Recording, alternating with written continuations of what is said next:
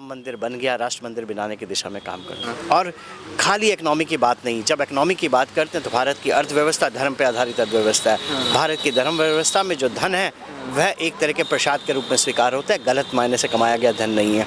मरणोपरांत लोकनायक जननायक कर्पूरी ठाकुर जी को भारत रत्न दिया जा रहा है। विशेष है क्योंकि आज हम विकसित राष्ट्र का संकल्प ले बैठे हैं। आज हमने कहा है कि भारत लोकतंत्र की मातृका है और 2047 तक भारत परम वैभव को प्राप्त करेगा। सहारनपुर में आज मैं मौजूद हूँ। 75वां गणतंत्रता दिवस मनाया जा रहा है भारत में, मगर इस समय आप ये वेशभूषाएं देख सकते हैं, ऐसा लग रहा है कि कहीं ना कहीं आयोजन चल रहा है। ये आयोजन सहारनपुर के मेडिग्राम हॉस्पिटल में चल रहा है और पीछे की ओर तस्वीर देख करके मैं आपको बता सकता हूँ कि जो आयोजन है बहुत व्यवस्थित रूप से चल रहा है। एक लड़का लगातार क्विज कर रहा है, बातचीत पूछ रहा है और स्टाफ की बातें हो रही हैं। साथ ही कहूँगा कि जो अनुशासन है वो दिखा सकते हैं।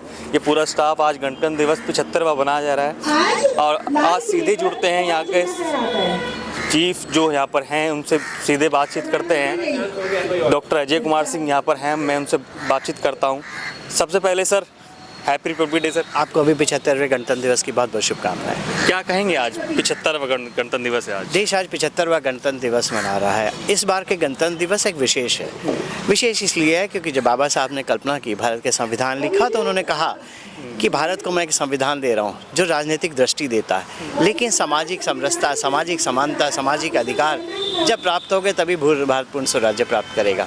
इस बार का गणतंत्र इसलिए विशेष है कि अभी 22 जनवरी को हमने सांस्कृतिक राष्ट्रवाद की जीत की 550 वर्ष की लंबी लड़ाई के बाद जो मूल भावना है संविधान की, अभी इस वर्ष मरणोपरांत लोकनायक जननायक कर्पूरी ठाकुर जी को भारत रत्न दिया जा रहा है।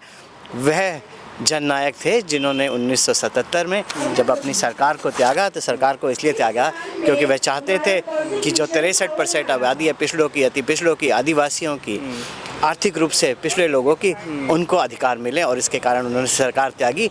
आज सरकार ने उनको ऐसा सम्मान देके अपने जो संविधान की मूल भावना है उसका सम्मान किया है। तो इस मायनों में विशेष है। विशेष है क्योंकि आज हम विकसित राष्ट्र का संकल्प ले बैठे हैं। आज हमने कहा है कि भारत लोकतंत्र की मातृका है और 2047 तक भारत परम वैभव को प्राप्त करेगा। 2047 अभी शहर भर में बातचीत हो रही थी। तीसरी विकसित इकोनॉमी की बात कर रहे हैं आप, तो 5वीं विकसित इकोनॉमी है और आने वाले 3 या 4 वर्षों के अंदर भारत तीसरी इकोनॉमी बनने जा रहा है। और खाली इकोनॉमी की बात नहीं, जब इकोनॉमी की बात करते हैं तो भारत की अर्थव्यवस्था धर्म पे आधारित अर्थव्यवस्था है। भारत की धर्म व्यवस्था में जो धन है वह एक तरह के प्रसाद के रूप में स्वीकार होता है, गलत मायने से कमाया गया धन नहीं है।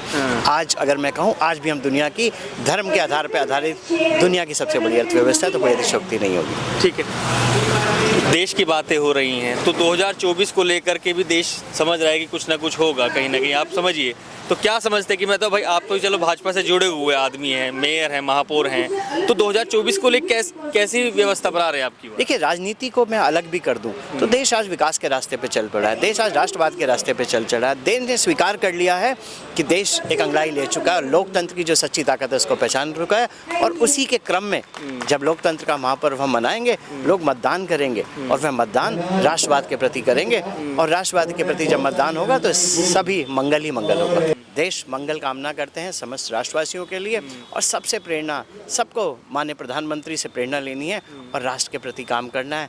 राम मंदिर बन गया, राष्ट्र मंदिर बनाने की दिशा में काम करना है। राम मंदिर बन गया, राष्ट्र मंदिर की कामना कर रही है। जिस प्रकार से डॉक्टर अजय कुमार सिंह ने बताया कि पूरे मामले में राय रखी। आपको खबर कैसी लगी कमेंट सेक्शन में राय। धन्यवाद। इस खबर को अगर आप फेसबुक पर देख रहे हैं तो हमारे फेसबुक पेज को लाइक और फॉलो जरूर कीजिए और अगर आप यूट्यूब पर देख रहे हैं तो हमारे चैनल को यूट्यूब पर जाकर अभी सब्सक्राइब कीजिए।